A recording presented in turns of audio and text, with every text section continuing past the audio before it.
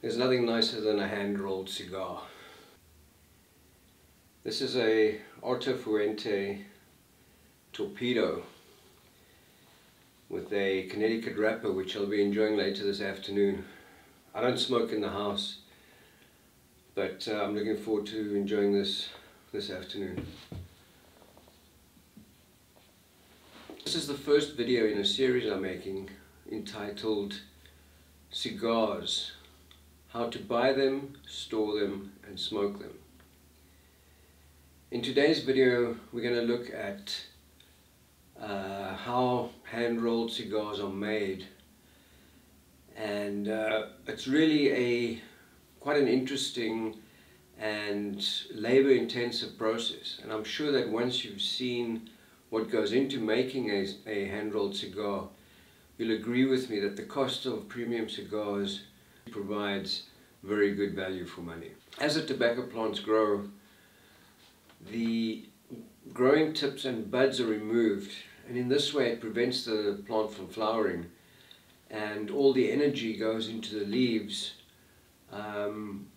which concentrates the characteristics of the tobacco. When harvesting the tobacco leaves, there's a long process before the leaves are ready to actually be made into cigars. First of all, the leaves are picked and then grouped into bunches of around 50 leaves called hands. These hands are then hung up to dry in sheds. The tobacco hands are then allowed to cure for around 50 days. After the 50 days, the hands are taken down, the leaves are loosened and then resorted into bunches. And these bunches are then either put into wooden barrels or in trenches, which are then covered. This is the start of the first fermentation, and the natural humidity and temperature of the area allows this fermentation to take place. The temperature is constantly monitored, and when it reaches around 89-90 degrees Fahrenheit, the bunches are taken apart and then repacked with the leaves that were on the inside on the outside, and the outside leaves on the inside, and then put into fermentation again, which just allows all the leaves to mature more evenly. After this first fermentation, the leaves are again sorted and regrouped and allowed to undergo a second fermentation at a much higher temperature. After the second fermentation, the leaves are repacked and then stored for up to 3 years, and this period allows the leaves to develop their flavor and aroma. The construction of the cigar. The cigar is made up of the filler, the binder and the wrapper. The filler is the main part of the cigar.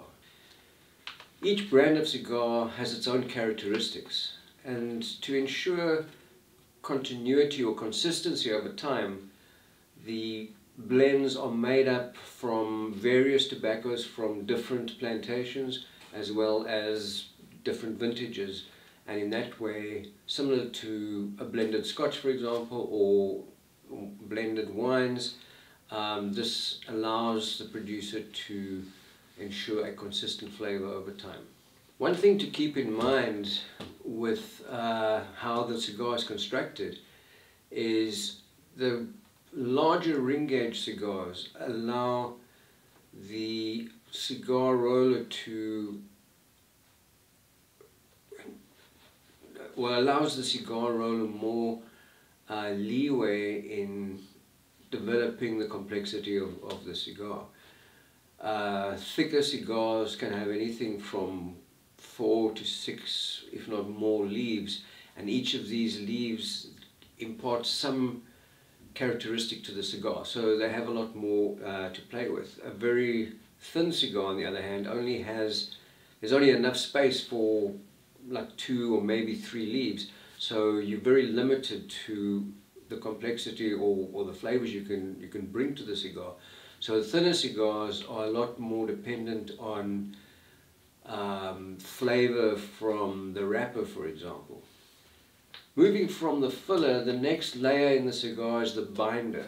The binder is made up of leaves which also don't impart really any flavor to the cigar as such. The binder's main job is to to bind the cigar together, to bind the filler together, and this basically creates the shape of the cigar, and that's pretty much it. The filler and the binder together are called a bunch. The bunch is put into a cigar mold and then pressed for about 60 minutes or so, and the molds have the exact shape and length of the cigar they're going to produce. As the name implies, the wrapper is the outside layer of tobacco on the cigar. The quality of the wrapper is extremely important. It has to be subtle or supple. There should be no blemishes, tears or holes in the wrapper. Very often cigars are judged by the quality of the wrapper. The wrapper is also one of the primary flavor components of the cigar. Leaves used for wrappers are of extremely high quality, and they vary in color from the lightest being claro or double claro to the darkest wrappers being oscuro. The darker the wrappers, the stronger the cigar generally, and the lighter wrappers obviously a more milder type of cigar. Some of the best wrappers are sourced from all over the world, and these include places like Cameroon, Connecticut, Nicaragua, Sumatra, and you'll find when looking at purchasing cigars, these names will come up indicating where the wrappers were sourced from. Once the bales of tobacco are delivered to the production house or the rolling sheds, the leaves are distributed to the tobacco rollers, or torcedores as they are known, and the torcedor then takes the leaves and starts making up the filler for the specific blend of the day. The cigar roller takes the leaves for the blend and places them on, one on top of each other, and then doesn't roll the leaves. Rolling the leaves could cause blockages within the cigar. The leaves are rather folded, very much like a concertina. This allows an even distribution of air through the cigar, as well as ensuring that the flavor of the different leaves are evenly distributed throughout the cigar. Once the filler is prepared and folded, it is placed on the binder, and then the binder is rolled around the filler, and this forms a bunch. And a bunch is pretty much a cigar without the wrapper, as I mentioned earlier. The newly formed bunches are then placed in wooden molds, and the molds have the exact shape and length of the cigar that needs to be produced. The molds are then placed in a cigar press for up to 60 minutes.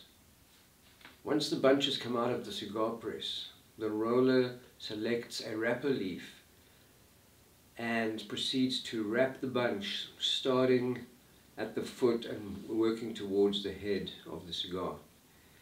At the end of the cigar, the wrapper is secured by a small drop of vegetable gum to keep the wrapper in place. Very often there's also a cap put on the end of the cigar to keep everything secure and to prevent the cigar from unraveling. Finally, the cigar is trimmed to the proper length in a guillotine. How well a cigar has been constructed defines its quality.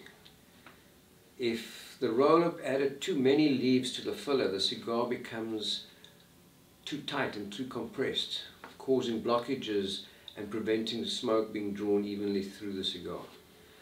On the other hand, if too few leaves are put in the filler, the cigar is very loose, resulting in a hot burn and providing off tastes in the mouth. So both of these are factors that need to be considered. Cigar rollers, or torcedores as I mentioned, are paid according to their skill level and how many cigars they produce. A good roller can do anything from 100 to 150 cigars a day. It takes 4 to 6 years to become a skilled cigar roller, but they say you need about 20 years of practice before you are a master cigar roller. There's a practice that was introduced in the 1900s or the 1800s in Cuba at the cigar rolling plants, where to alleviate the boredom they would have a person sitting up front in the hall reading stories to the cigar rollers throughout the day. This person is then paid from a portion of each roller's income. During the constructing of a cigar, the tobacco needs to be supple and moist to allow manipulation of the leaves without them cracking and falling apart. Once the cigar has been completed, it needs time to for some of that moisture to dissipate, and also for the flavors from the different leaves to marry and blend. So for this reason, cigars are then put into storage and allowed to mature for a couple of weeks or months before they are ready to be distributed. An interesting side note: originally cigars were sold without bands. The story goes that in the 18th century, cigars were exported to Russia. Empress Catherine II had silk bands tied around the cigars to protect her fingers. This was picked up by a Dutch merchant who then started adding paper bands with his brand name on the cigars, and this was then picked up by cigar manufacturers all over the world, and this is how cigar bands came to be. Another interesting point about cigar bands is that many of the cigar brands that were originally produced in Cuba are now produced in other countries as well. So you'll find that all cigars produced in Cuba have the word Habana on the cigar band, whereas the same brands that are produced in different countries have the date of origin, like 1875, on the band. That's pretty much for this video on how cigars are made. I hope you found some of the information interesting. In the next video we're going to be looking at how to make a cigar selection. When you go out to buy cigars, what are you going to be looking for? We'll be touching on things like size, shape, strength of cigars. So I hope to see you in the next one, and thanks again for watching.